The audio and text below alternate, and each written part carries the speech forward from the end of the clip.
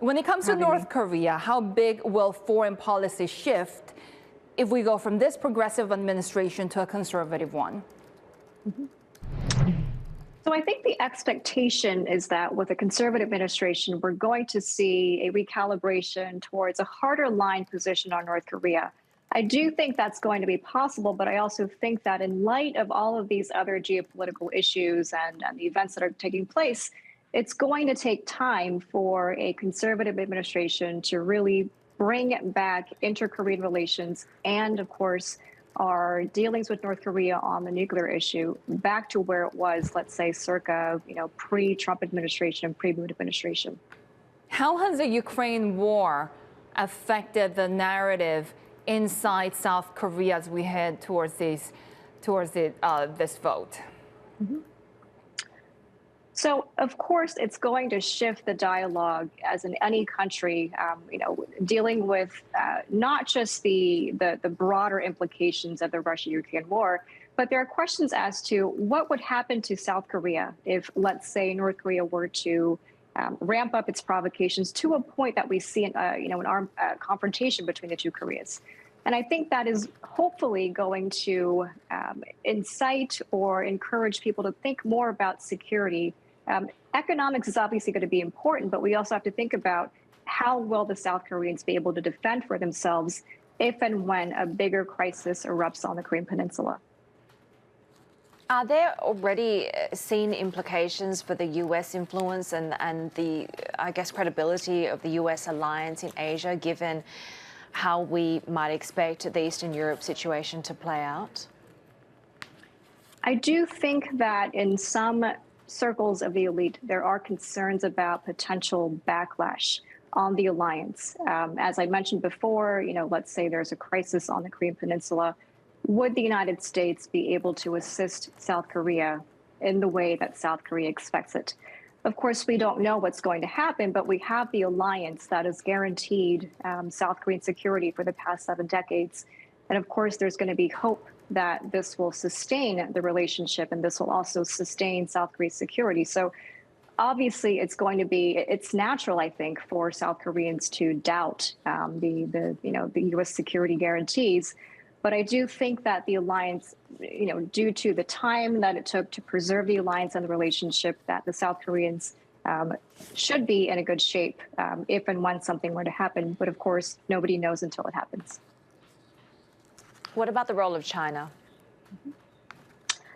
So China, I think, is it's the sticking point, I think, in South Korea's relationship with the United States. Korea doesn't really want to take a firm position either way. The security alliance is, of course, the most important thing. But you cannot also ignore economics. And we know that South Korea enjoys a robust trade relationship with China. And for South Korea to take a firmer position either way towards the United States on security, they're going to be concerned that Beijing is going to show backlash similar to, let's say, the THAAD incident. So going back to the elections, and let's say that we do see a conservative president, the expectation is that we will see South Korea be more unequivocal towards the alliance. But on the flip side, I don't think this resetting of South Korean foreign policy is going to take overnight. South Korea has to take into consideration not just its security needs, but also the ongoing crisis with coronavirus, the Russia-Ukraine crisis, and so many other things that we haven't really anticipated until now. How does Korea play into President Biden's Indo-Pacific strategy announced last month? Because we had the reaction from Beijing already warning against an Asian version of NATO. So hopefully Korea will play I wouldn't say a leading role in the Indo-Pacific strategy, but I do think because of the 7-decade alliance and also South Korea's growing stature internationally, that there will be a role and, of course, an expectation that South Korea will play as not just a partner, but also a leading country. So Washington and I think all the other countries surrounding the region would expect and would want South Korea to step up to the plate. But of course, it depends also on whether or not we'll see a conservative or a progressive administration. And I think that will make the call. Do we see further saber rattling from the north, given that there seems to be taking that opportunity as we see global uncertainty and conflict and using that opportunity? You know, North Korea is always going to look for opportunities. And I would say that with the Russia-Ukraine crisis, it is basically another seam that North Korea would want to exploit. But I also want to say that North Korea will continue to play by Kim Jong-un's timeline. And that is what the North Korean media had hinted to recently about this recent satellite development, that it will be done according to the time and the place that Kim Jong-un determined. So these international crises are, of course, opportunities for Kim Jong-un. But I do also think that deep down, he's just going by the timeline that he has set for his nuclear weapons program and how advantageous these incidental occurrences happen to be for his strategic advantage.